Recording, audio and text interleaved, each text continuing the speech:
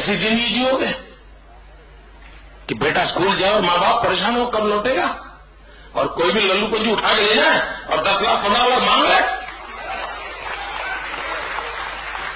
मैं तो ये देश ऐसे नहीं चल सकता है, और औरों को चलाना हो तो जिस तरह चलाएं, गुजरात ऐसे नहीं चलेगा।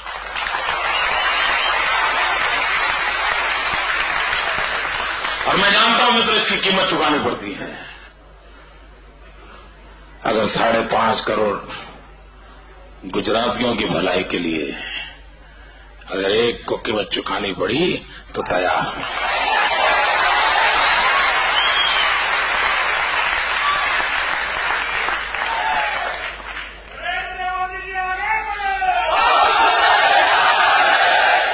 नहीं, मेरा रास्ता ऐसा है कि साथ मत चलिए, परेशान हो जाओगे। वहीं पर खड़े रह के नारे देते रहना।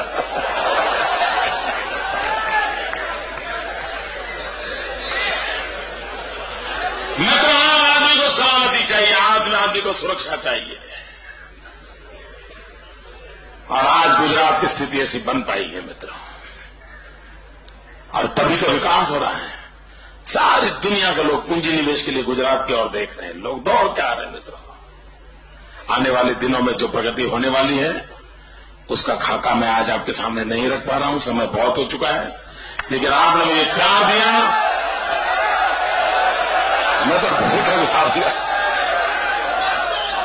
मैं आपके प्यार को अनुभव करता हूं दोस्तों। मित्रों, मैं इस विश्वास दिलाने आया हूं आपको, आपने राम सेतु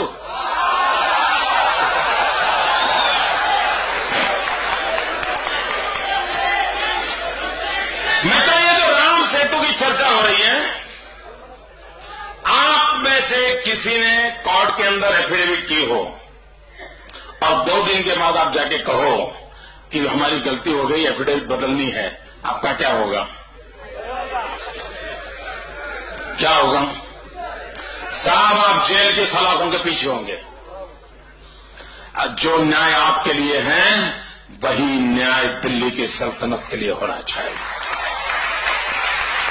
मित्रों, अभी तो आप राम सेतु की बात कर रहे हैं, लेकिन दूसरा पाप भी किया इन लोगों ने।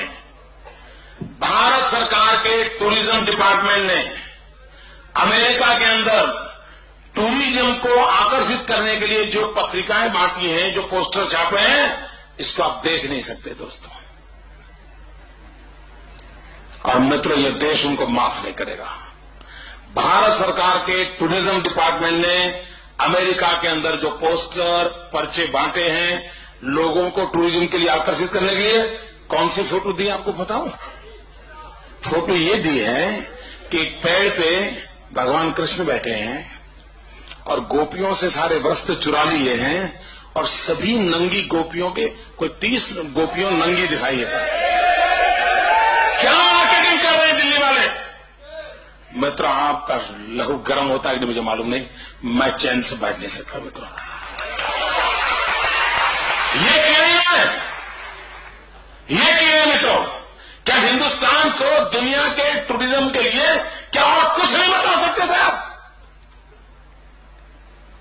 नंगी गोपियों का रूप दिखा करके हिंदुस्तान की मां का अपमान कर रहे लोग मां की इज्जत को बेच करके टूरिज्म लाने के लिए निकले हैं मित्रों। कैसे माफ करेंगे इनको दोस्तों? कैसे माफ कर सकते मित्रों? आपको हैरानी हो जाए, ये राम सेतु का मसला साहब स्टैंप पेपर पे भारत सरकार एफिडेविट करे कि भगवान राम पैदा ही नहीं हुए थे। मैं आपको पूछना चाहता हूं, क्या भगवान राम का जन्म हुआ था? आवाज इटली तक पहुंचनी चाहिए।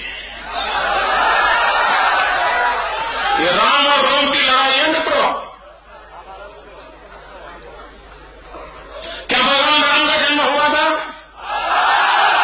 माता सीता का जन्म हुआ था?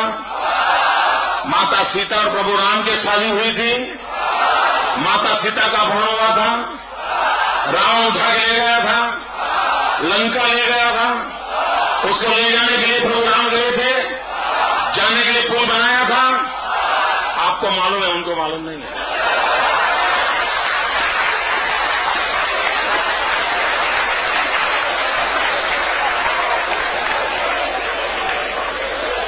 ये हाँ मित्रों, और मित्रों मैं बताऊं, आप सोचिए जरा, आप सोचिए जब भगवान राम एक सेतु बना रहे होंगे तब रावण के मन में क्या विचार आया होगा। आखिरकार रावण भी तो सरकार चलाता था, उसकी भी कोई पुलिस डिपार्टमेंट होगा, उसका भी कोई इंटेलिजेंस डिपार्टमेंट होगा। वो police department, intelligence department Ravan को जानकारी देता होगा भाई राम ने पत्थर इकट्ठे किए हैं, नर और नील जैसे बड़े बड़े इंजीनियर आ गए हैं साहब, ये वानर सेना आ गई है, सब ट्राइबल के लोग आ गए और अब ब्रिज बनना शुरू, समाचार तो मिलते होंगे। तब रावण क्या सोचता होगा?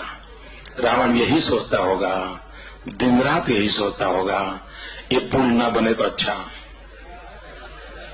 फिर भी पुल बना होगा तो सोचता होगा टूट जाए तो अच्छा। फिर भी बना होगा तो सोचता होगा जब राम उस पर जाते हो तब टूट जाए तो अच्छा। रावण की जो अच्छा अधूरी रह गई वो पूरा करने का काम दिल्ली कर रही है। रावण की जो इच्छा अधूरी रही उसको पूरा करने का काम दिल्ली कर रही है मित्रों।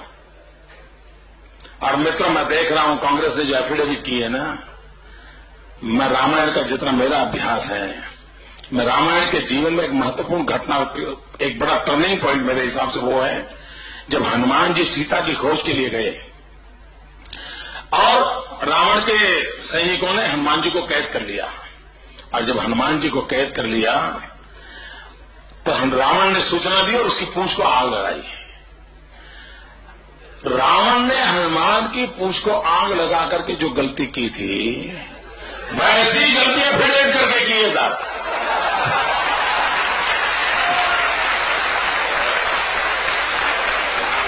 वैसी ही गलतियां फिर एक करके की है मित्रों।